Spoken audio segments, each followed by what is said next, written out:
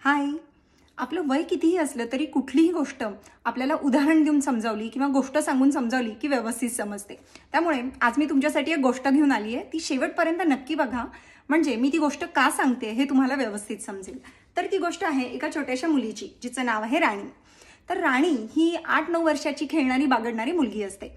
साधारण 10व्या वर्षाच्या नंतर राणीच्या आईला तिच्यामध्ये काही बदल जाणवलेले दिसतात. जसं की तिच्या शरीराचा आकार बदलतो आहे, तिचं वजन वाढतं आहे, उंची तर वाढतच असते. तर तिच्यामध्ये काहीतरी बदल होत आहेत हे तिच्या आईला लक्षात येतं आणि लक्षात येतं की लवकरच राणीचे पिरियड्स येणार आहेत. तर वयाच्या साधारण 13व्या किंवा 14व्या वर्षी राणीचे पिरियड्स येतात. आपण म्हणूया मेनार्च. हे मेनार्च म्हणजे तिचे पिरियड येताना तिच्या सोबत असते तिची आई, जी तिला व्यवस्थित समजावून सांगते की तिला काय खायचं आहे, कसं वागायचं आहे, स्वतःची काळजी कशी घ्यायची आहे.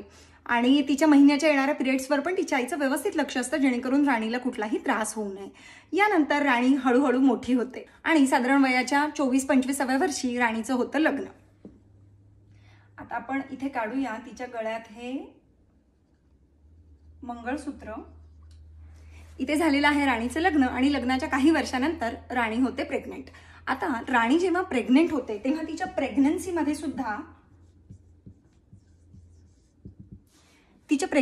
सुद्धा तिची आई तिच्या सोबत असते. तिला वेळच्या वेळी डॉक्टरांकडे ती जाते आहे नाही आहे हे तिची आई व्यवस्थित लक्ष देते आणि राणी स्वतः सुद्धा याकडे लक्ष देते. म्हणजे राणीची काळजी आणि तिचं खाणं पिणं या सगळ्याची काळजी घेणारी तिची आई तिच्या सोबत असते.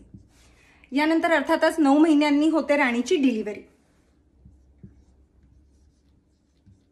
आता या डिलिव्हरीमध्ये सुद्धा तिची काळजी घ्यायला तिची आई असते. जसं आपल्या सगळ्यांची आई आपल्या डिलिव्हरीनंतर आपली खूप काळजी घेतात. काय खायचंय, काय प्यायचंय, काय पथ्य पाळायची आहेत, काय आपण टाळायचं आहे, हे सगळं आपली आई आपल्याला व्यवस्थित समजून सांगते. तशीच राणीची आई सुद्धा तिची काळजी घेते. यानंतर डिलिव्हरी झाली की सुरू होतो तिचा विनिंग पिरियड. तर या विनिंग पिरियडमध्ये सुद्धा तिची आई तिच्या सोबत असते. आता आपण ही जर उदाहरणं पाहिली तर आपल्या लक्षात येईल की राणीच्या वयाच्या साधारण 10व्या वर्षापर्यंत तिचं बाळ मोठं होईपर्यंत तिची काळजी घेणारं कुणी ना कुणी असतं आणि यामध्ये सगळ्यात मोठा आणि महत्त्वाचा रोल असतो तो असतो आईचा. आणि त्यानंतर सोबतच तितकाच महत्त्वाचा रोल असतो डॉक्टरांचा.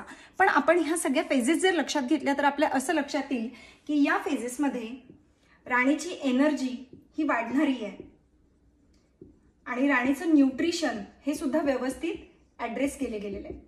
असेच दिवस, महिने, वर्ष निघून जातात.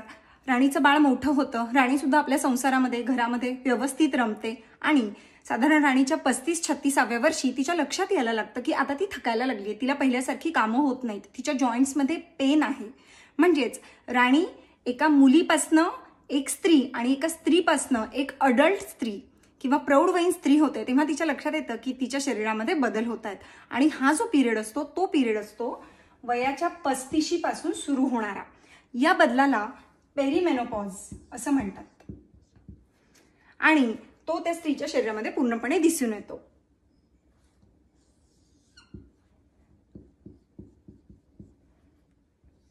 ठीक आहे. तर आता यामध्ये होतं काय की तिच्या शरीरामध्ये होत असलेले बदल घरामध्ये, संसारामध्ये, मुलांमध्ये लक्ष दिल्यामुळे ती स्वतः सुद्धा ॲड्रेस करत नाही. आणि खरं तर ह्या वयामध्ये जेव्हा तिला स्वतःकडे जास्त लक्ष द्यायला पाहिजे अशा वेळेस राणी काही स्वतःकडे लक्ष देत नाही आणि तिला सांगणारी तिची आई नसते, कारण तिच्या आईलाही कदाचित माहिती पूर्णपणे नसते.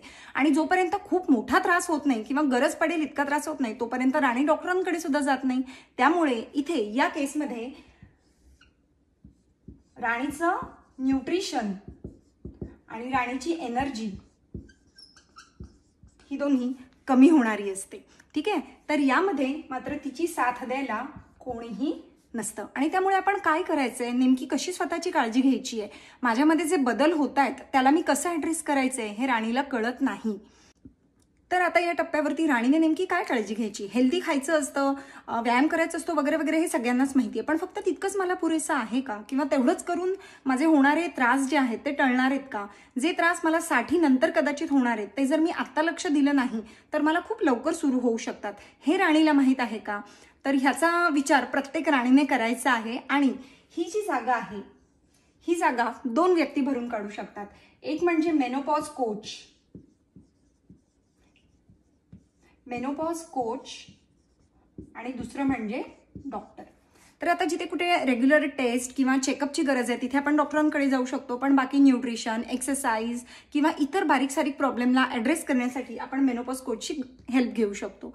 तर त्यामुळे आपल्याला स्वतःची काळजी घ्यायची आणि आपल्या आयुष्यातली ही अतिशय महत्त्वाची आणि खूप मोठ्या कालावधीसाठी असणारी ही जी फेज आहे ही आपल्याला अगदी पॉझिटिव्हली पार करायची आहे. तुम्ही या सगळ्यामध्ये माझ्यासोबत आहात का? असाल तर मला फक्त एक थम्सअप पाठवा.